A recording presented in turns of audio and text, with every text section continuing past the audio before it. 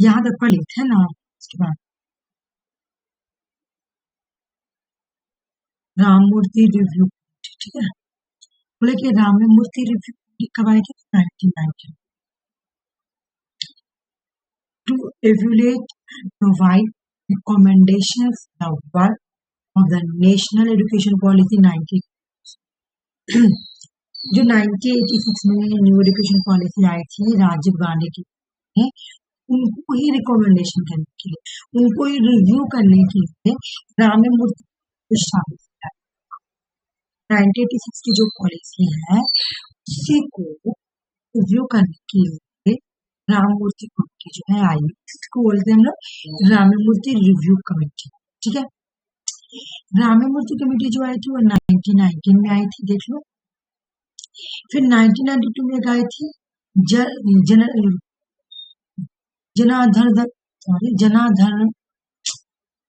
Janardan Reddy committee, ठीक है। ये जो कमेटी है ना, इस कमेटी ने मतलब दोनों ने मिलकर the committee submit report the parliament. Committee क्या करती है? ये वाली राममूर्ति कमेटी, ये दोनों कमेटी का डेट याद करना कि राममूर्ति कमेटी आई थी 1919 में और जे रेड्डी कमेटी, इसको बोल दो साथ, ठीक है ना। जे रेड्डी कमेटी जो है वो आई थी 1992 में। बोले कि ये जो कमेटी है ना, इन्होंने अपना रिपोर्ट सबमिट किया था पार्लियामेंट को 9 जनवरी 1991, ठीक है ना। आफ्टर देयर एवोल्यूशन कुछ मॉडिफिकेशन किए गए new education policy, national education policy थी 19 में, कुछ ये किया गया मॉडिफिकेशन, मतलब राममूर्ति कमेटी और जे रेड्डी कमेटी उन्होंने क्या किया, थोड़ा बहुत मॉडिफाई किया, ठीक है। क्या मॉडिफाई किया, क्या क्या चेंजिंग करना। तो राममूर्ति कमेटी कब आई थी? 1990 और जे आर कमेटी आई थी 1992। राममूर्ति कमेटी ने 1991 में अपना रिपोर्ट को सबमिट किया और थोड़ा बहुत जे रेड्डी कमेटी ने भी बोला। उसके बाद ही कुछ मॉडिफिकेशन की गई new education policy, national education policy में 1992। यहाँ में कुछ ना आएगा कि नेशनल एजुकेशन पॉलिसी को मॉडिफाई किया गया था, चेंजिंग किया गया था तो 1992 में। तो किसने रिकमेंडेशन किया था? तो पहले तो राममूर्ति, ठीक है, और उसके बाद जे रेड्डी को जनार्दन रेड्डी कमेटी।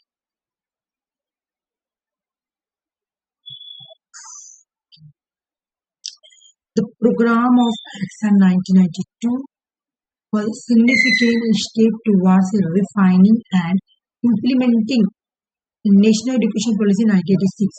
1986 को फिर से रिफाइन करना, ठीक है। It introduced several crucial modification, बहुत सारी चीजों को ऐड की गई इन पॉलिसी में to the existing policy framework aiming to the enhance the quality। जो एग्जिस्टिंग पॉलिसी थी उसकी फ्रेमवर्क, वो पॉलिसी की फ्रेमवर्क की एमिंग क्या था?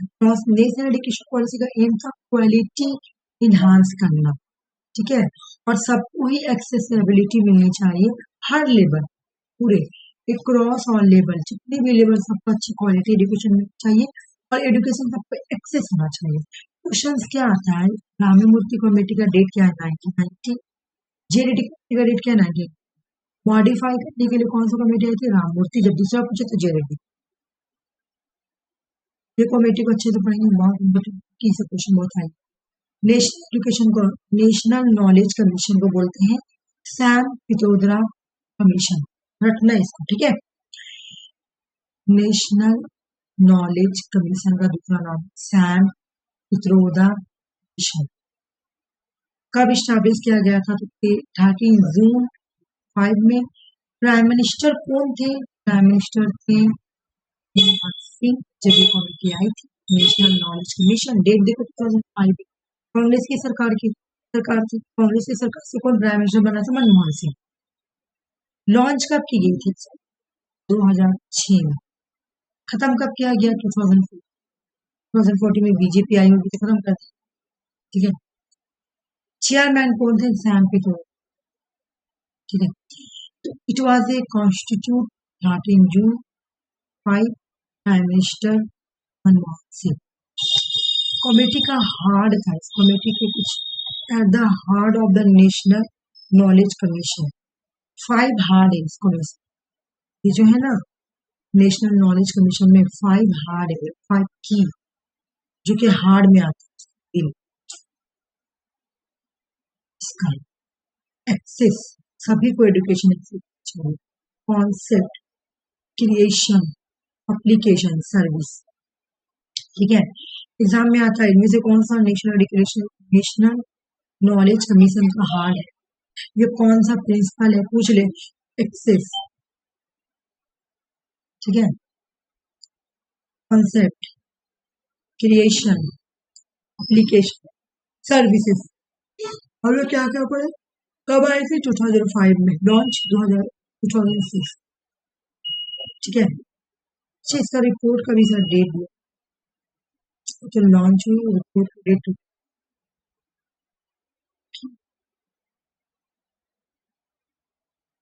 अच्छा आगे देखो, समझ में आ गया। इसको खत्म कब किया गया था 2014। चेयरमैन कौन थे, Sam Pitroda. Chairman Sam Pitroda है, इसलिए इस कमीशन में क्या बोलेंगे, सैम पित्रोदा कमीशन भी बोलेंगे या नेशनल नॉलेज कमीशन, जो भी दे फीचर वही होगा, ठीक है। फीचर क्या क्या, access, concept, creation, application, services.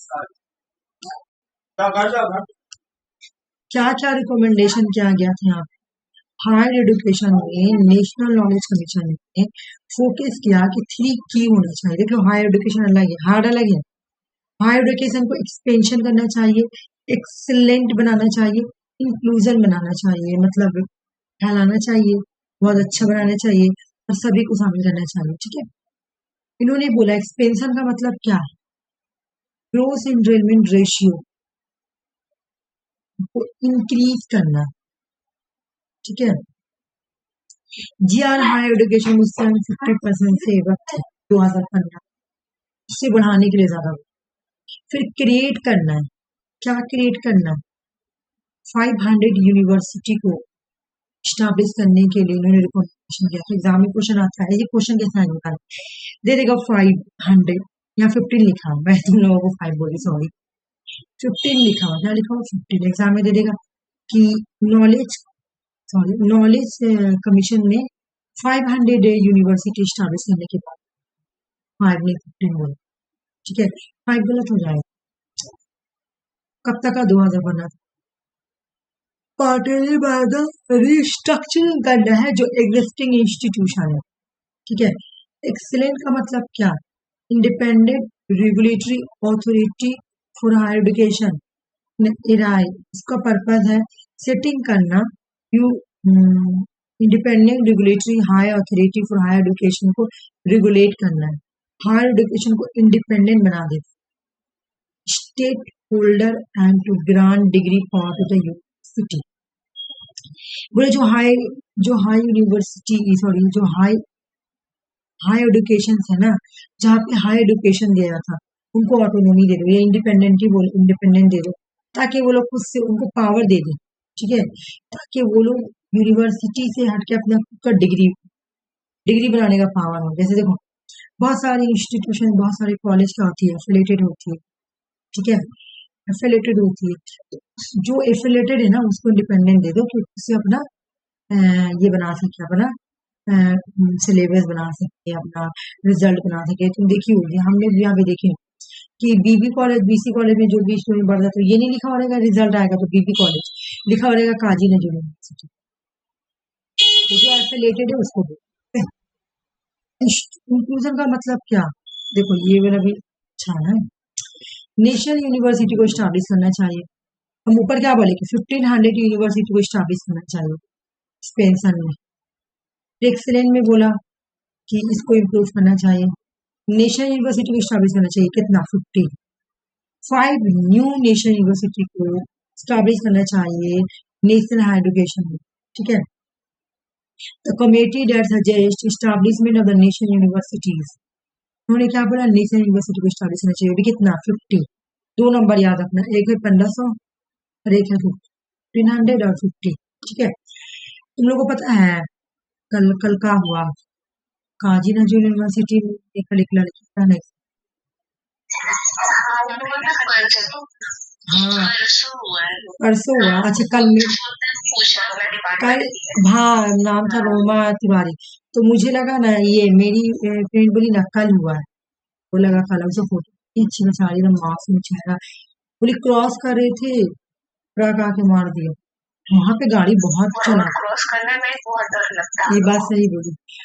वो डेंजर जगह है भी तो बहुत डेंजर है। तुम चारों तरफ से आता है ना इसीलिए नहीं जो देखो गलत बात है ना स्कूल एक बार हो जाएगा। सुनो ना तुम लोगों का गलती बोलो क्यों क्योंकि उन लोगों को वहां पे कॉलेज है ठीक है। तो कॉलेज के पास गाड़ी स्पीड नहीं चलाना चाहिए। कॉलेज अस्पताल घर के पास ये तीन चीज के पास तो जहाँ पे मतलब पब्लिक एरिया गाड़ी को बहुत आस्ते चलाना चाहिए। वो तो बिल्कुल यूनिवर्सिटी है वहां तो उसको बिल्कुल ही स्पीड से गाड़ी नहीं चलाना चाहिए। जब जब जब यहाँ से काली पहाड़ी से यूनिवर्सिटी की तरफ जाइए ना तो यूनिवर्सिटी पहुंचने के पहले लिखा हुआ है ड्राइव स्लो। वहाँ पे लिखा हुआ है बोर्ड देखे कि यहाँ पे यूनिवर्सिटी है स्लो ड्राइव करना है। तो ट्रक ड्राइवर गलती हम भी ना जब जाते हैं मतलब कोई काम वगैरह से ऐसा लगता है ना जब हम लोग कॉलेज में भी जाते थे यूनिवर्सिटी में तो बस उतारी तो अब सोचेंगे ना कि क्रॉस करेंगे बस बस जिस बस से उतरेंगे इतना स्पीड में गाड़ी चलाएगी ना ये धक्का देके मार देगी ऐसे। या फिर कोई गाड़ी पार हो रही है ऐसा चलाती नहीं लगता दम वहीं पे आ रहा स्पीड चलाती है धक्का देगा। जो कि वहाँ पे ट्रैफिक पुलिस है सब कुछ है फिर भी वो लड़की बेचारी था क्या उसके लिए मतलब बच्चा भी ना 4th सेमेस्टर में थी ना मुझे अफसोस लगा ना सब फोटो देख के डिपार्टमेंट का था और ये प्रोग्राम हो रहा था और वही एंकरिंग कर रही थी। हाँ हम भी देखे हाँ वही मेरी फ्रेंड भी विजिटिंग रहेगी। उसका ये एक्सीडेंट फौरन ही डेट कर दिया नहीं अस्पताल ले जाया गया लोकल आप ही डेट। हाँ मतलब उसका एज क्या होगा बताओ। वहां पे गाड़ी बिल्कुल भी नहीं स्पीड चलानी चाहिए। वो पब्लिक एरिया नहीं दिल्ली नहीं है कोई हाईवे नहीं है वहाँ पे यूनिवर्सिटी है ना तो वहाँ पे अच्छे से चलाओ। हाँ दीदी हम लोग जब बाहर होते थे ना पूरा गाड़ी सटा के लेके जाता था एकदम साइड से। कहाँ पे वहीं यूनिवर्सिटी में। हाँ हाँ बस जब पार होता था पूरा एकदम सटा के लेके जाता। हाँ हाँ तुम की बात ठीक बोली। हम नहीं बोले कि हम लोग सब बस उतरेंगे सोचेंगे क्रॉस करने तो ये धक्का मार के भाग है ऐसा लगेगा। पता कितना दम स्पीड में है अरे तुम्हारे चलते किसी का जान चला गया हमारी स्पीड पे चलते हैं। तो उन लोगों को ना सजा थोड़ा मिलना चाहिए तो समझ में आए क्योंकि तुम्हारे लापरवाही की वजह से तुमको पता होना चाहिए कि यहाँ पे कॉलेज है सिटी है तो हम रास्ते से चलाएं। तुम्हारे चलते किसी का जान चला गया उसका एज ही क्या था उसके है ना अब तक कितना कम है उसकी। मुझे तो सुन के बहुत उसका उम्र ही क्या है। एक इंसान बीमारी से डेट कुछ और से हो तो इतना नहीं लगता इतना नहीं लगता बिकॉज कि चलो भाई बीमारी सही है और ये अच्छी खासी नहीं तो उन लोगों को ना सजा मिलनी चाहिए। आपको पता है फिर भी आप लापरवाही चला 4th सेमेस्टर में थी ना हम देखे उसमें लिखा हुआ था शायद कोई लड़का डाला था श्रेष्ठा। ये बताइए 2019 में by the Ministry of the Human Resource Development 2009 में मेचाडी ने ही इसको बनाया था म्युनिसिपल कमेटी। डेट पूछता है यस पालगा 2009 एग्जामिन करने आई थी रिफॉर्म करने आई थी हायर एजुकेशन को इंडिया में। इंडिया में हायर एजुकेशन को थोड़ा रिफॉर्म करना है तो कमेटी के जो चेयरमैन थे वो डॉक्टर यस पाल थे। ग्लोबली रिनॉन एकेडमिक और हायर एजुकेशन रिफॉर्म ये बोलते थे भाई कि हायर एजुकेशन को रिफॉर्म करना चाहिए ठीक है ना। उन्होंने क्या किया रिकमेंडेशन दे उन्होंने बोला कि जो डीम यूनिवर्सिटी को खत्म करना चाहिए रिलीज कर देना चाहिए deemed university deserving deem university should be इधर कन्वर्ट बोले जो डिजर्विंग यूनिवर्सिटी है उसको कन्वर्ट कर दो फुल प्लेज यूनिवर्सिटी में ठीक है।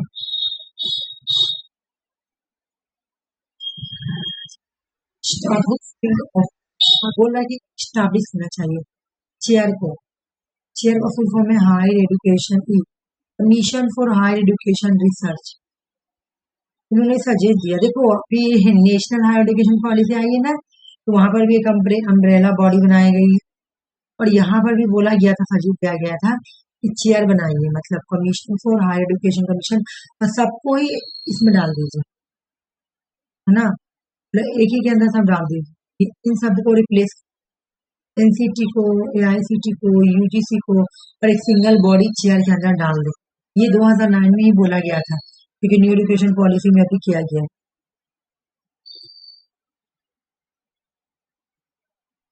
ये वाला पीडीएफ कंप्लीट हो गया। चलो थोड़ा बड़ा और क्वेश्चन कर लेते हैं, उसके बाद हम लोग चलते हैं, ये करेंगे, सॉल्व क्वेश्चन कर लेते हैं। मतलब तुम्हारा न्यू एजुकेशन ये प्री एंड पोस्ट कंप्लीट हो गया, ठीक है, प्री एंड पोस्ट कंप्लीट हो गया। ये वाला क्वेश्चन करो।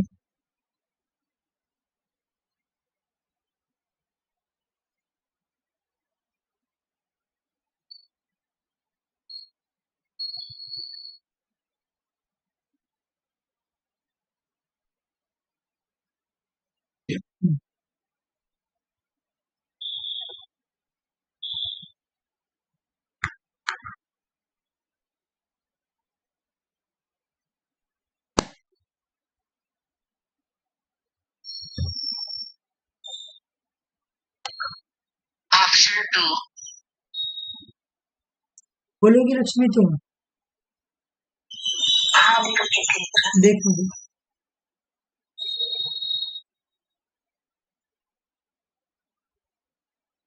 हाँ दे ऑप्शन 2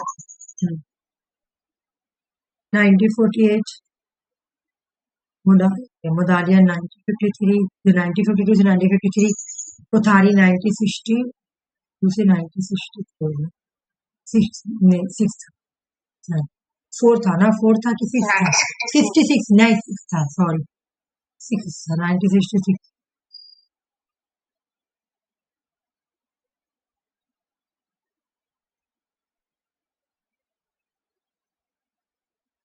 अच्छा ये 2019 का क्वेश्चन, लेकिन ये न्यू में भी आया है, ठीक है, ये क्वेश्चन 2019 में जरूर है, लेकिन ये न्यू क्वेश्चन में भी अभी आया है हाल में, वो मैंने लाई।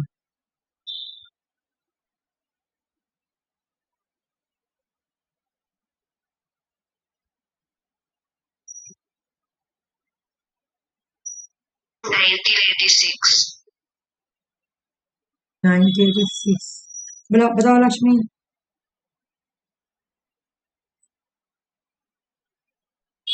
हाँ ऑप्शन 2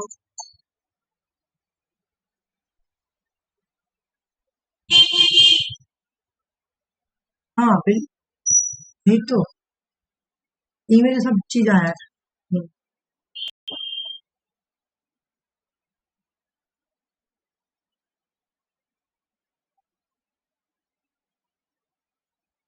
इंडियन यूनिवर्सिटी एक्ट को पास कहाँ किया गया था, ये क्वेश्चन बताओ, ये मैं तुम लोग को बताई थी कि 1902 में एक्ट आया, फिर 1904 में इसको किया गया, उसके बाद पास कब हुआ?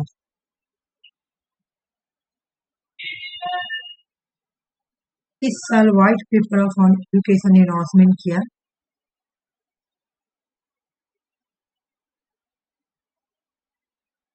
तुम लोग थोड़ा माइंड लगाओगी तो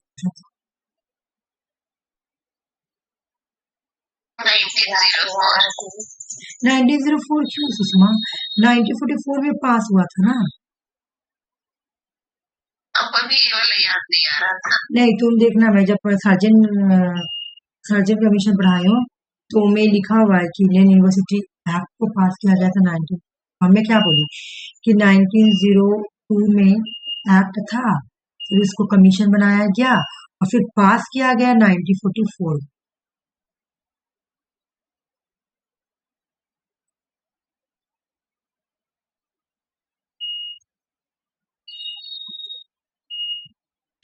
100 कमीशन, वही सर्जन को ही व्हाइट पेपर बताया था। एक और बात रिविजन कंफ्यूजिंग करने के लिए 1904 दिया था, उस टाइम कमीशन बना था।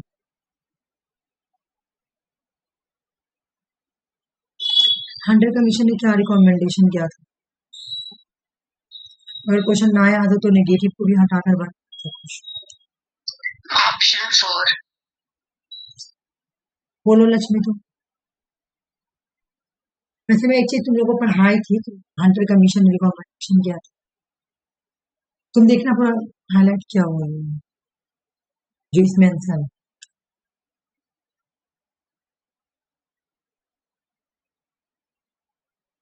हंटर कमीशन ने रिकमेंडेशन किया था नहीं, टू देखो टू निगेटिव है और ये भी बोला कि हायर एजुकेशन को इंडिया से खत्म कर देना चाहिए, वीमेन को रिस्ट्रिक्ट लगा देना चाहिए कॉलेज के अंदर एंटर करने से, गलत।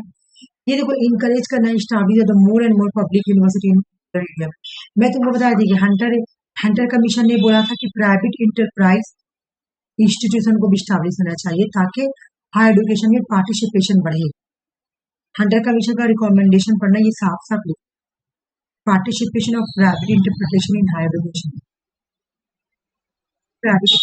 प्राइवेट इंस्टीट्यूशन के लिए भी इन्होंने सपोर्ट किया। तो आंसर सी होगा, ठीक है।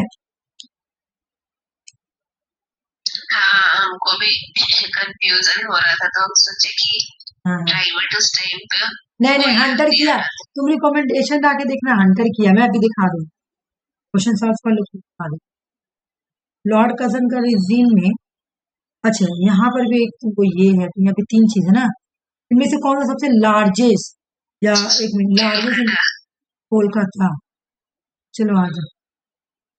बोल रहा क्या है कि largest initial year of the law CBM, तो स्टार्टिंग में हो गया कोलकाता,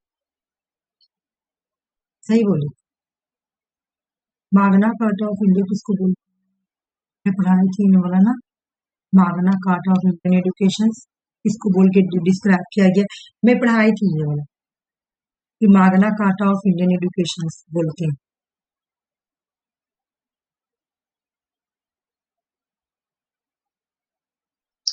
What's dispatch?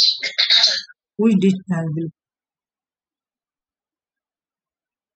ऑप्शन 4। हाँ दो, चलो कुछ क्वेश्चन सॉल्व हो गए, चले बैठ से देखा, हाँ हो गया क्वेश्चन सॉल्व। और भी था, मैं नहीं लाई हूँ, ज्यादा भी इतना टाइम नहीं रहता ना, तो ज्यादा क्वेश्चन सॉल्व करेंगे तो टाइम चला जाएगा।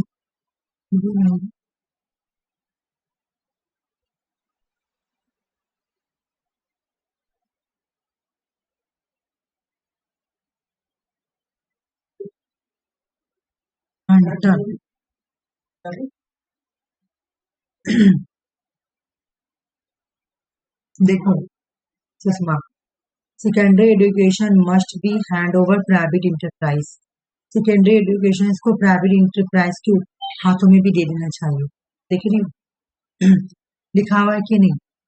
हंटर कमीशन ने रिकमेंडेशन किया, लोकल गवर्नमेंट रिस्पॉन्सिबिलिटी, कॉलेज को फंड दो, फाइनेंशियल हेल्प करो, इंफ्रास्ट्रक्चर को इम्प्रूवमेंट करो, सेकेंडरी जरूरी है कि सेकेंडरी एजुकेशन हम लोग को प्राइवेट इंटरप्राइज के ऊपर हैंड ओवर कर देना चाहिए, वो भी मतलब करना चाहिए कि वो लोग भी कंट्रीब्यूट करें। क्वेश्चन वही बात बोल रहे हैं। हंटर कमीशन का क्या है, तो उन्होंने रूरल के बारे में बोला ही कहा, तुम देखिए रिकमेंडेशन में ये रूरल के बारे में कहीं नहीं बोला, वो प्राइवेट इंटरप्राइज के बारे में बोला है, लेकिन रूरल के बारे में नहीं बोला, ठीक है, ये डिफरेंट।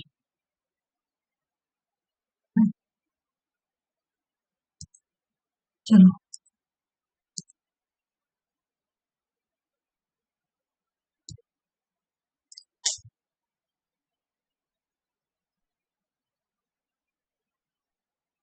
ये पढ़ लेते हैं, राष्ट्रीय, नहीं छोड़ो, तुम्हारा क्रोनोलॉजिकल चल रहा ना, कैसे हम लोग पढ़ रहे हैं तुम्हारा न्यू, बिल्कुल इस तरीके से कि पहले हम लोग प्री पढ़े हैं, फिर पोस्ट पढ़े, पोस्ट के बाद जितना आया वो पढ़े, फिर हम लोग क्या करेंगे न्यू एजुकेशन पॉलिसी पढ़ेंगे, ठीक है ना। इसके बाद जितना इंस्टीट्यूशन जैसे AICTE वगैरह वो सब पढ़ेंगे, ऐसे करके फिर लास्ट में हायर एजुकेशन में जाएंगे। National education policy 1920, sorry 2020, chairman कौन थे, पूरी पॉलिसी के चेयरमैन थे डॉक्टर कस्तूरबा। एक बार मुझे देख लेना, इंग्लिश से स्टार्ट है ना,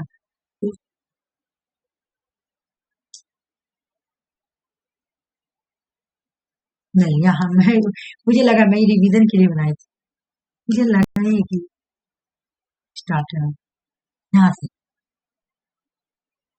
तीन तरह की पॉलिसी थी, तीन तरह की इंडिया में नेशनल एजुकेशन पॉलिसी आई। First national education policy launch हुई थी 1968 में, प्राइम मिनिस्टर इंदिरा गांधी थी। सेकंड जो नेशनल एजुकेशन पॉलिसी लॉन्च हुई थी 1996 में, prime minister Rajiv Gandhi.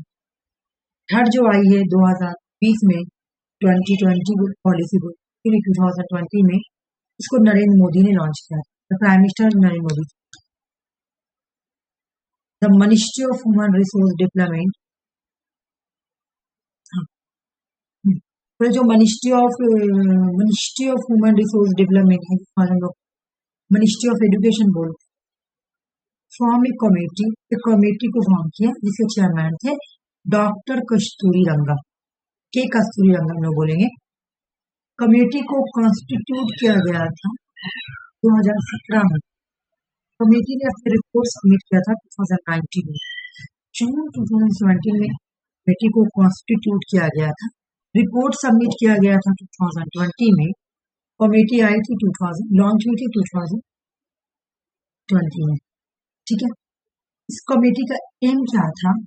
India को ग्लोबल नॉलेज सुपर पावर बनाना है या नॉलेज का हब बनाना। नॉलेज का हब का मतलब क्या है कि इंडिया में हर एक स्टूडेंट नॉलेज का सेंटर, हाँ बिल्कुल नॉलेज का सेंटर हब बनाना या सुपर पावर बनाना। तो बोला कि ये जो नेशनल एजुकेशन पॉलिसी आई है ना, इन्होंने क्या किया, ये वाला जो स्ट्रक्चर है ना 5+3, हम इसको ऐसे बोलते हैं 53 और 34 करके याद करो, ठीक है, ठीक है। ये वाला स्ट्रक्चर ने रिप्लेस कर दिया ये वाला ओल्ड स्ट्रक्चर, क्योंकि बोला ये बहुत ही मोर फ्लेक्सिबल है। किसको स्ट्रक्चर रिप्लेस किया? ये चीज आके इसको रिप्लेस किया। 5334 स्ट्रक्चर ने रिप्लेस कर दिया ओल्ड 10+2 सिस्टम। बोला कि आप लोग हटे, हम आएंगे, ये आगे। बोला कि न्यू एजुकेशन पॉलिसी जो है एनपी जो है 2020 की पॉलिसी है, इसमें कुछ पिलर है। पिलर का नाम है एक्सेस। एजुकेशन सभी को मिलना चाहिए, सभी पास एक्सेस होना चाहिए, क्यों ना वो कितना भी रिमोट एरिया, कितना भी गाँव एरिया में क्यों ना। एजुकेशन में इक्विटी होनी चाहिए। इक्विटी का मतलब क्या कि क्लासरूम में मान लो एक लड़की है जिसको बहुत हाइट है इतना, और एक बच्चा है ये कम है, आपको एजुकेशन में इक्विटी ले आने के लिए बच्चा को आगे बैठाओ, ये लड़की को पीछे बैठाओ, कि जो जिसका हाइट कम है वो तो सुन नहीं पाएगा। इस तरह से आपको एजुकेशन में इक्विटी, जिसके अंदर जो खामी है उसको फुलफिल करो। क्वालिटी होनी चाहिए एजुकेशन में, अफोर्डेबिलिटी होनी चाहिए, अकाउंटेबिलिटी होनी चाहिए, ठीक है। उसके बाद क्या बोला, देखो इक्वालिटी नहीं है, इक्विटी है ना, क्वालिटी है, अफोर्डेबिलिटी है। अफोर्डेबिलिटी मतलब क्या, एजुकेशन ऐसा होना चाहिए कि सब एफोर्ड कर पाए, सबको मिल पाए, ऐसा नहीं कि बहुत महंगा हो, बहुत ही कॉस्टली हो कि नहीं कर पाएंगे। बाप रे बाप, जैसे अभी तुम देखिए कि इंजीनियरिंग कॉलेज में एडमिशन लेना है, पैसा नहीं, ठीक है, तुम ना ये जेई मीन्स निकालो या बेबजी निकालो वेस्ट बंगाल वाला, तो तुमको पैसा देने में थोड़ा कमी हो जाता है, अफोर्डेबल हो जाता है। अकाउंटेबिलिटी होनी चाहिए भाई, ठीक है। बोला कि goal number 4 sustainable development goal number 4 में भी बोला गया है, बोला कि agenda 2030 agenda for sustainable development goal number 4। ये विजन क्या है कि न्यू एजुकेशन पॉलिसी का विजन है कि हम लोग गोल नंबर 4 को अचीव करेंगे। और न्यू एजुकेशन पॉलिसी में बोला गया कि जो सस्टेनेबल डेवलपमेंट गोल नंबर 4 है ना, वो हम लोगों को अचीव करना है, ठीक है ना। कैसे करेंगे?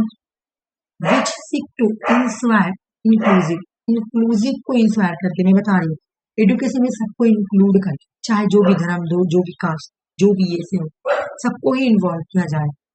इक्विटेबल क्वालिटी एजुकेशन जो जाए, बिल्कुल क्वालिटी वाला एजुकेशन दिया जाएगा और प्रमोट किया जाएगा life long learning opportunity for all, और पढ़ाया जाएगा लाइफ लॉन्ग लर्निंग के लिए, और सभी को अपॉर्चुनिटी भी मिलेगा, है ना, सभी को लाइफ लॉन्ग लर्निंग अपॉर्चुनिटी मिलेगी न्यू एजुकेशन पॉलिसी में।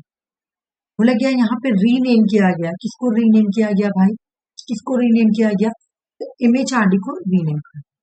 और अब इसका नाम है मिनिस्ट्री ऑफ एजुकेशन। फिर बोला गया public spending on the education by state 6% GDP। बोला कि खर्च किया जाएगा एजुकेशन पे 6%, 6 GDP, ठीक है ना। अच्छा ये वाला जो है ना, ये कोठारी कमीशन में बोला गया था कि एजुकेशन में 6% GDP खर्च किया जाएगा, ठीक है। हम इसमें ऐड नहीं की। यहाँ पे बोला गया कि एमफिल जो है ना उसको डिसकंटिन्यू, ठीक है। मैं एक बार इसमें क्या था, ये तो मैं रिवीजन के लिए बनाया था, मुझे पता है, ठीक है। मैं यहाँ पे ना सबको अलग अलग करके, ये रिवीजन वाला कोर्स है। जैसे स्कूल एजुकेशन के लिए क्या बोला गया है, हाई एजुकेशन के लिए क्या, स्कूल एजुकेशन के लिए जो है ये हाई एजुकेशन का स्कीम है, हाई एजुकेशन का। उसके बाद एजुकेशन वो रिवीजन परचेस होता है। आ जाओ, बोला कि स्कूल एजुकेशन के लिए क्या बोला गया, एक एक पॉइंट याद करें, ठीक है ना। सबसे बोला गया यूनिवर्सलाइजेशन करना है education for primary school of secondary level. बोला गया है प्राइमरी स्कूल से सेकेंडरी लेवल तक GR को मैं इसका इतना अच्छा चार्ट बनाई थी ना, RC को वाला चार्ट दी थी, मेरा भुला गया, मैं RC से पूछूंगा, कोई भुलाया नहीं, मेरा डिलीट हुआ ना, क्या नाम है, बहुत सारा नोट्स तो इसमें ही डिलीट हो। GR का बहुत अच्छा बनाया, सभी का चार्ट, किसमें कितना माना कितना, बहुत अच्छा बना। तो बोला कि देखो प्राइमरी से सेकेंडरी लेवल तक का GR को मुझे क्या करना है, इंक्रीज करना है। कितना करना है, 100%। कब तक का, 2030 तक, ठीक है। यूनिवर्सलाइजेशन ऑफ एजुकेशन करना, कांची में, प्राइमरी से सेकेंडरी लेवल क्या होगा, सेकेंडरी लेवल तक कितना करना, 100%। तुमको कैसे याद करना है, तुम प्राइमरी से सेकेंडरी स्कूल में तुमको स्टूडेंट बहुत सारे मिलते हैं, बहुत सारे, ठीक है। तो ये 100% अचीव करना ज्यादा ये नहीं है, क्योंकि तुमको ना, तुम देखना भी जैसे जैसे एजुकेशन क्लास नीचे रहता है तुमको स्टूडेंट ज्यादा मिलेगा, जैसे जैसे बढ़ते जाता है स्टूडेंट लोग पढ़ाई छोड़ते जाते हैं। तो इसलिए यहाँ पे ज्यादा बोला कि 100% कम से कम प्राइमरी से सेकेंडरी स्टूडेंट होना चाहिए। यहाँ पे ग्रॉस एनरोलमेंट रेशियो में, और ये हम लोग 100% वाला कब करना है, 2030 तक का, मतलब हर कोई को पढ़ना है, हर कोई को कम से कम इतना एजुकेशन करना है प्राइमरी से सेकेंडरी, ठीक है। तो ये देखना ऐसे आ रखना, क्योंकि यहाँ बच्चे ज्यादा हैं, तो ये तुम देखना कि जितने भी नीचे क्लास भी स्टार्टिंग होता है वहां से बच्चा तुमको ज्यादा मिलेगा, लेकिन 10 के बाद से ये बच्चा थोड़ा कम हो जाएगा। हम मेरी फ्रेंड लोग करती थी, तो हम लोग मैं गवर्नमेंट स्कूल से पढ़ती हूँ, तो हम लोग गवर्नमेंट स्कूल में एक क्लास में 400 बच्चा था, ठीक, बड़ा सा क्लास था। तो 10 तक हम लोग पूरा साथ पढ़े, फिर जब हम 12 11 का 10 का रिजल्ट निकला, तो सिर्फ 50 स्टूडेंट यहाँ नहीं, 100 स्टूडेंट, 200 स्टूडेंट जो है ना, वो लोग वही कॉलेज स्कूल में ही एडमिशन कराए, बाकी बहुत सारी फेल कर दी, बहुत सारी पढ़ाई छोड़ दी, हो गया। फिर उसके बाद जब मैं कॉलेज में गई तो सिर्फ 50 स्टूडेंट, हाँ 50, ऑलमोस्ट 50-70 ऐसे स्टूडेंट गए। जब मैं यूनिवर्सिटी में गई तो हम लोग अपने क्लास में सिर्फ 4 स्टूडेंट बचे, भी जान पहचान की नहीं, एक थी तुम्हारा पानागढ़ से, और एक मैं थी, एक मेरी बहन थी, और मुस्लिम्स में मतलब बता रही हूँ, बाकी तो सब हाँ, और एक थी अलग अलग एरिया से, मतलब 2 ही हम लोग अपने बाहर यूनिवर्सिटी में पढ़ते थे। सोचो कितना कम हो गया, तो रेशियो कितना कम होते गया, कितना का शादी हो गया, कितना पढ़ाई छोड़ दी, कितना कोई इसलिए भी पढ़ाई छोड़ देती ना, क्योंकि उर्दू तक चलता है तुम्हारा, सेकेंडरी तक चलता है उर्दू, उर्दू मीडियम रहेगा, ठीक है, 12 तक का। उसके बाद ग्रेजुएशन में जाके तुमको डायरेक्ट इंग्लिश है, इस वजह से बहुत सारे स्टूडेंट छोड़ देती हैं जो नहीं संभाल पाते। लेकिन तुम देखोगी प्राइमरी से सेकेंडरी लेवल तक तुमको अच्छा खासा स्टूडेंट मिल जाएगा, तो वही ना बोला है कि 100% करना है 2030 तक, लेवल क्या रखा, 2030 तक। चलो, फिर बोल रहा है कि हाँ कोडिंग एंड वोकेशनल स्टडी कराना है, 6 क्लास के स्टूडेंट, 6 क्लास के स्टूडेंट को 6 क्लास के स्टूडेंट तक का क्या करना है, 6 क्लास से तुमको कोडिंग स्टार्ट करना, स्कूल एजुकेशन के लिए सब बोला है। फिर बोल रहा है कि जो बच्चे होंगे ना उनको 5 क्लास तक का मदर टंग में पढ़ाया जाएगा। क्या चीज में? मदर टंग में। मैं यहाँ पे चार्ट भी बना, पहला बोला गया कि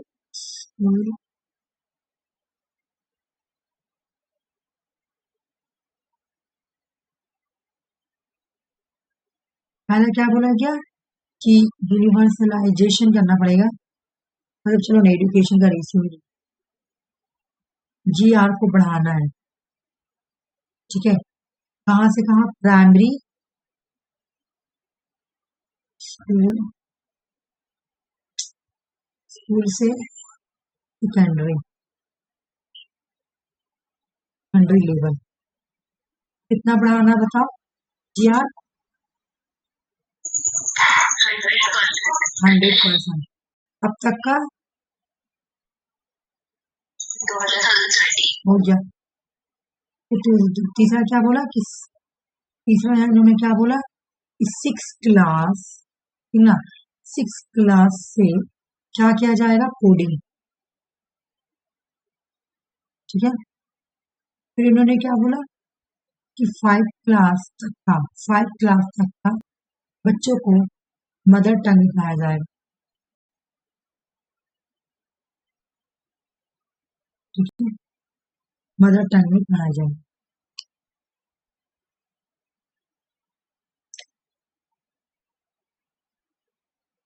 जो ये 3 चीज।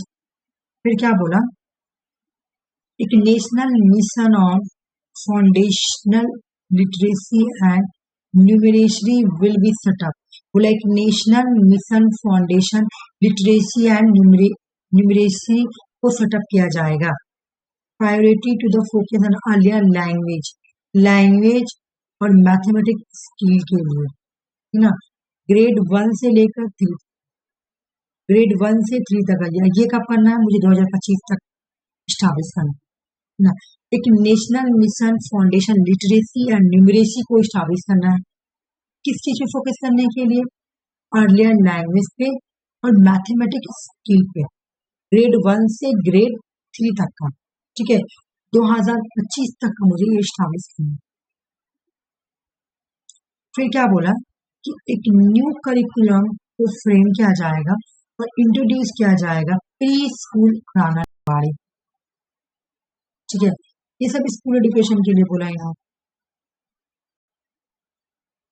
इन्होंने क्या किया? हमने देखा इन्होंने क्या किया कि जो 10+2 वाला जो था ना, इसको इन्होंने कन्वर्ट कर दिया एजुकेशन पॉलिसी में, और कन्वर्ट करके क्या बोला कि 5 3 3 3 4 रहेगा, ठीक है। देखो मैं चाहूँ तो इसको शॉर्ट में भी पढ़ाऊँ, लेकिन शॉर्ट में पढ़ने से प्रॉब्लम दूर नहीं है, ठीक है। तो हम लोग को थोड़ा पढ़ना पड़ेगा। मैं RC को जब पढ़ाया था तो और इसको एलिबरेट की थी, बहुत बड़ा हो गया, इतना नहीं बड़ा पढ़ा हमने, ये इस तरह से पढ़ा। देखो मैं तुमको बता देती हूँ पहले कि 4 स्टेज है। एक का नाम है फाउंडेशनल स्टेज, एक का नाम है प्रीपेरेटरी स्टेज, ये तो सुषमा को आता होगा, मिडिल स्टेज और सेकेंडरी स्टेज आता है ना सुषमा, तुमको याद है? ये बीएड में तो ये सब कराया जाता है ना। एक चार तरह का होगा, एक है फाउंडेशनल स्टेज, समझना। एक को प्रीपेरेटरी स्टेज, दूसरा मिडिल, तीसरा जो 4th जो है वो सेकेंडरी स्टेज, ठीक है। तो तुम याद रखना जो पहला है फाउंडेशनल, इसको 5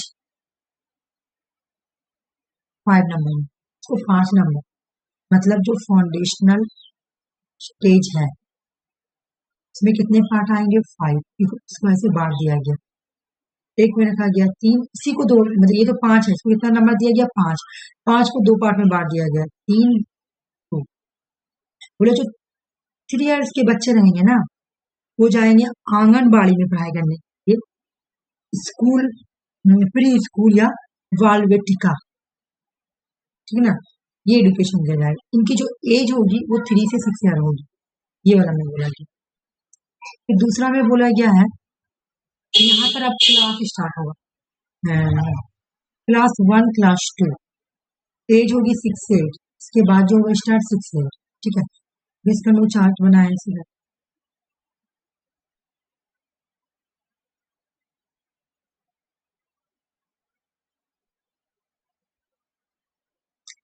फाउंडेशनल स्टेज यहाँ दिया गया नंबर 5, 5 को बांटा गया 2 में, 3 2।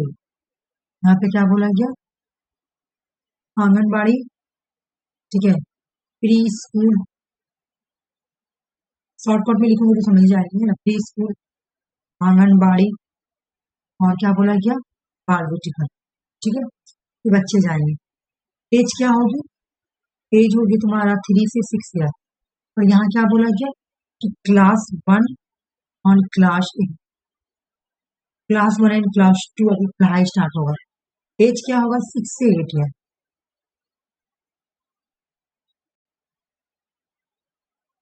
फिर बोल रहा है कि तुमको कि प्री प्रेटरी, ठीक है ना, प्री प्रेटरी स्कूल, ठीक है, देख लो अच्छे से समझना क्योंकि इम्पोर्टेंट है ये वाला, ठीक है।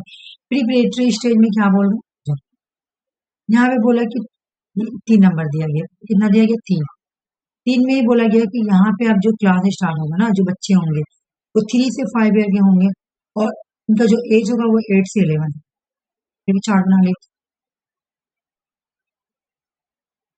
जो तुम्हारा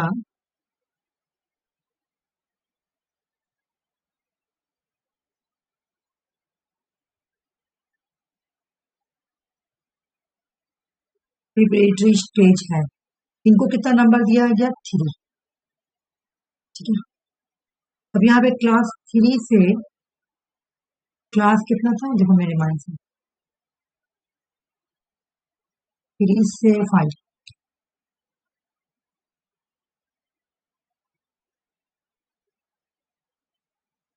3 से 5 क्लास चलेगी, यहाँ पे बच्चे पढ़ेंगे। एज क्या होंगे, एज जो होंगे वो होंगे 8 से 11, ठीक है।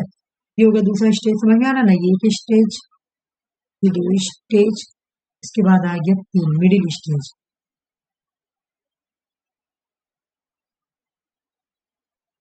यहाँ स्टेज, यहाँ पर भी स्टेज,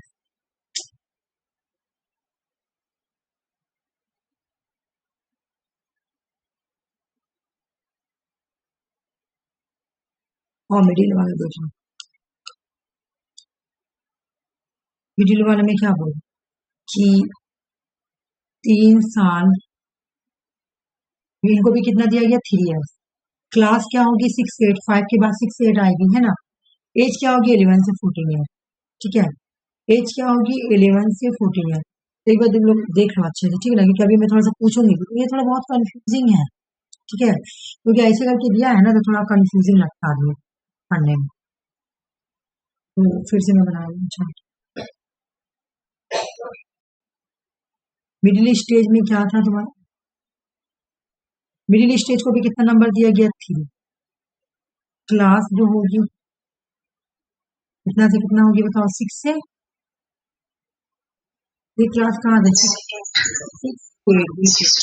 एज क्या होगी, 8 तो यहाँ आएगी, है ना, 11 से 14, हाँ, लास्ट वाला नंबर यहाँ आ जाएगा, है ना, 11 से 14 ईयर हो गया।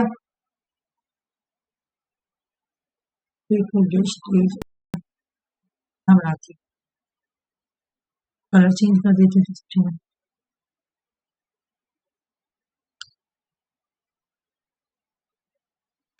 क्या बोल रहा है, सेकेंडरी स्टेज, इसको कितना दिया गया, 4 नंबर, यानी 4 ईयर्स। बोला गया कि इसमें 4 ईयर्स में पढ़ाई कंप्लीट होगी, ये 3 ईयर्स में इसको बोला गया कि 5 दिया गया, पहले वाला वो ज्यादा दिया गया, यानी ये 5 साल में क्या करेगी, 2 पार्ट को पढ़ाई को बांट देगी, है ना। पहले बच्चों को देगी प्री एजुकेशन प्री स्कूल वाली पढ़ाई, फिर क्लास वाली स्टार्ट, लास्ट वाले में क्या बोला कि 4 ईयर दिया जाएगा। यहाँ पे 9 से 12 क्लास के बच्चे होंगे, एज जो होगी वो 14 से तुम्हारा 18 होगी। चलो एक इसमें बनाएंगे,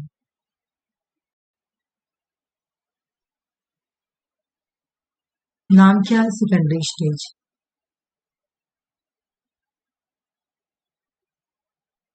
नंबर कितना दिया गया है, 4। क्या बोला गया बताओ, क्लास कहाँ से कहाँ स्टार्ट हो जाएगा, 9 से 12, ठीक है, 9 से 12, उसके बाद एज क्या बोला गया, 14 से 18 18 हो गया। बोलो ये वाला याद हुआ कि नहीं? याद हुआ? याद हो गया ना?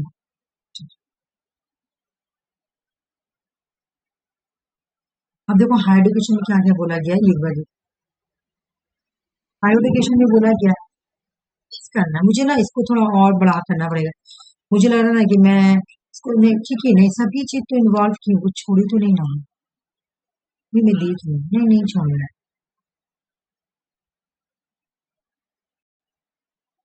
अब तो है इतना बड़ा नोट बनाते हैं ना, तो हम मेरे माइंड में रखते हैं कि मुझे ये भी ऐड करना, मुझे वो भी ऐड करना, लेकिन जब मैं क्लास करती हूँ तो मेरे माइंड में आता है मैं ये छोड़ दी। देखते हैं, बोला कि हायर एजुकेशन के लिए क्या क्या रिकमेंडेशन क्या है, देख लो। अब हायर एजुकेशन में तो पढ़ाई मतलब ऊपर गया थोड़ा सा, है ना। हायर एजुकेशन में क्या हुआ कि हम क्या बोले कि जैसे जैसे हायर एजुकेशन होता है, पढ़ाई का रेशियो घटते जाता है, मतलब स्टूडेंट कम होते जाता है। इसलिए यहाँ पे बोला गया कि भाई जीआर को इंक्रीज करना हायर एजुकेशन में 50%, 2035। देखो पर्पस भी कम कर दिया और डेट भी बढ़ा दिया, ठीक है। फिर यहाँ पे बोला गया कि एकेडमिक बैंक ऑफ क्रेडिट को स्टैब्लिश करना पड़ेगा, जहाँ पे क्रेडिट को ट्रांसफर किया जाएगा। ये मैं टीचिंग ऐप के रूप में पढ़ाई थी, एकेडमिक क्रेडिट, कॉलेज का भी एग्जाम्पल दी थी। फिर हॉलिस्टिक, ये वाला एमसी क्वेश्चन इस बार क्वेश्चन में आया था, इस बार का क्वेश्चन हुआ। इन्होंने बोला एडुकेशन को हॉलिस्टिक्स बनाना है। हॉलिस्टिक कैसे होगी? मल्टीपल डिसिप्लिनरी से। मल्टीपल डिसिप्लिनरी का मतलब मल्टीपल सब्जेक्ट। एडुकेशन को हॉलिस्टिक बता रहा हूँ, मतलब मैं बता रही हूँ मल्टीपल डिसिप्लिनरी। तुम आर्ट्स की स्टूडेंट हो, तुम साइंस भी ले लो, 50% की पढ़ाई कर सकते हो, ठीक है। और ये क्वेश्चन आया था कि न्यू एजुकेशन पॉलिसी का पर्पस क्या है, तो क्वेश्चन में लिखा हुआ था 3 और एक तीसरे नंबर में ऑप्शन दिया था हॉलिस्टिक्स, तो हॉलिस्टिक्स ही होंगे। जो इन्होंने बोला था कि हमको क्या करना है, एजुकेशन में हॉलिस्टिक्स लाना है, मतलब मल्टी डिसिप्लिनरी लाना, मल्टी डिसिप्लिनरी, ठीक है ना। मल्टी डिसिप्लिनरी के कारण जरूरी नहीं कि हॉलिस्टिक का मतलब क्या, तुमको हर एक चीज आना चाहिए। तो अगर मैं आर्ट्स पढ़ रही हूँ तो मुझे तो साइंस नहीं आएगा, या जो स्टूडेंट साइंस पढ़ उसको आर्ट्स नहीं आएगा। तो तुम लोग क्या करो, अगर तुम्हें चाहोगे तो साइंस का पेपर ले लो, तो तुम्हारा क्या हॉलिस्टिक डेवलपमेंट हो जाएगा, तुम साइंस में भी तुमको नॉलेज हो गया और तुमको आर्ट्स में भी नॉलेज हो, ठीक है। According to the new education policy मतलब 2020, ऑल हायर एजुकेशन इंस्टीट्यूशन, देख लो ये वही के बारे में बोल रहा है कि होगा इंडिया में हायर एजुकेशन इंस्टीट्यूशन होगा 2024। बोला कि अच्छा मैं देखी भी नहीं, according to the national education policy 2020, all higher education institutions India में shall aim to become multidisciplinary। मतलब जितने भी हायर एजुकेशन इंस्टीट्यूशन है ना, तो क्या एम होगा, मल्टी डिसिप्लिनरी इंस्टीट्यूशन ना। सब सभी सभी इंस्टीट्यूशन अपने कॉलेज यूनिवर्सिटी में मल्टी डिसिप्लिनरी करें। मल्टी डिसिप्लिनरी का मतलब होता है सब्जेक्ट, मल्टी का मतलब बहुत सारा सब्जेक्ट। कि अगर स्टूडेंट जैसे कोई जैसे तुम लोग, तुम चाहती हो कि मैं अपना भी सब्जेक्ट पढ़ूँ और हिंदी भी पढ़ूँ, हिंदी लैंग्वेज है, तुम हिंदी में ले सकती हो। जैसे मैं अपना भी पढ़ूँ और उर्दू भी लूँ, तो जो उर्दू आता है क्योंकि मैं इसमें कंफर्टेबल हूँ, चलो मैं ले ली थी एक पेपर में, तो ये बचूंगी, तो इस तरह से आप ले सकते। बोला कि इसको पूरा ऐसे क्या होगा, लार्ज स्टूडेंट का इन्वॉल्वमेंट होगा और ये 2040 तक कंप्लीट करना है, ठीक है। फिर बोल रहा देखो क्या, मिरूज को स्टैब्लिश करना है। मिरूज का फुल फॉर्म है मल्टी डिसिप्लिनरी, इसके लिए multidisciplinary education and research university will be model public university for holistics. Public university को दिया गया है कि आपको हॉलिस्टिक्स करना है, मल्टी डिसिप्लिनरी करना है एजुकेशन में। साथ में IIT, IIM with the aim to attain the highest global standard qualifications। ऐसा मतलब एम होना चाहिए कि आपको ऐसा हाईएस्ट ग्लोबल स्टैंडर्ड क्वालिटी वाला पढ़ाई देना है। जैसे आईआईटी में कैसे पढ़ाई होती है हाई स्टैंडर्ड, आईआईएम में कैसे पढ़ाई होती है हाई स्टैंडर्ड, बिल्कुल वही क्वालिटी वाली एजुकेशन देना है हर इंस्टीट्यूशन, हर यूनिवर्सिटी, हर कॉलेज में। इससे क्या होगा, होलिस्टिक डेवलपमेंट हो पाएगा। और उसके लिए हमको मीरीज को स्टैब्लिश करना पड़ेगा, मीरीज वाला मॉडल लाना पड़ेगा। तो मीरीज का फुल फॉर्म एग्जाम में आता है multidisciplinary education research university, the national research model. मैं ऊपर ऊपर से पढ़ा रही हूँ क्योंकि एग्जाम में तुमको खाली क्वेश्चंस के अकॉर्डिंग आंसर सीखना है, ठीक है। पूरा पढ़ने से क्या फायदा, हम लोगों को तो पॉलिटिकल साइंस है डीपली पढ़ना, बोला कि नेशनल रिसर्च फाउंडेशन को स्टैब्लिश करना होगा। क्यों करना पड़ेगा? इसका पर्पस क्या है? Will be create an apex body for the fostering the store research culture and building research capacity for the higher education. पूरे हायर एजुकेशन में रिसर्च को लाया जाए, ठीक है ना। नेशनल रिसर्च फाउंडेशन का पर्पस है कि लोगों स्टूडेंट के अंदर रिसर्च के लिए कैपेसिटी आए। हम लोगों का ना जब कॉलेज में डिसर्टेशन चल रहा था तो मैं सर को बोली, सर क्यों दे दिया, ये बड़ी दिमाग खराब टॉपिक है, एकदम हो नहीं पा रहा। तो सर बोले कि इसे नहीं दिया जा रहा तुम्हें कि बहुत हार्ड नहीं, तुम लोग सीखोगी ना, तुम लोग अगर पीएचडी करना है, ठीक है, तुम लोग अभी डिसर्टेशन बना रही हो, तो फिर तुम लोग जब पीएचडी करोगी फ्यूचर में तो तुम लोग सीख रही हो, ठीक है। तो वही बोला गया कि नेशनल रिसर्च फाउंडेशन को स्टैब्लिश करें और ये एक अपेक्स बॉडी हो जो क्या करेगा, स्ट्रॉन्ग रिसर्च कल्चर और रिसर्च बिल्डिंग। देखो इसका फॉस्टरिंग क्या होगा कि एक स्ट्रॉन्ग रिसर्च कल्चर लाए इंडिया में और बिल्ड करे रिसर्च कैपेसिटी को बनाए इंडिया में, रिसर्च का कल्चर बनाए पूरा हायर एजुकेशन में पूरा फैले चाहिए, ठीक है। जैसे अब तो यही को अगर तुम देखोगी ये वाला जो रिसर्च फाउंडेशन है, अगर इसको हम देखेंगे तो अब ग्रेजुएशन में भी कर दिया डिसर्टेशन बनाना, ग्रेजुएशन में भी बनाना है। तुम सीख रही हो रिसर्च करने के लिए कैसे कैसे रिसर्च करना है, ठीक है। जैसे तुम आर्टिकल लिखी, तुमको पता है कि मैंने ऐसे डिसर्टेशन बनाया तो मैं आर्टिकल वैसे बना लूंगी, है ना। फिर एक स्कीम है जिसका नाम था स्टार के एग्जाम में आता है, scheme for transformational and advance research defence for promote करना, ठीक है ना।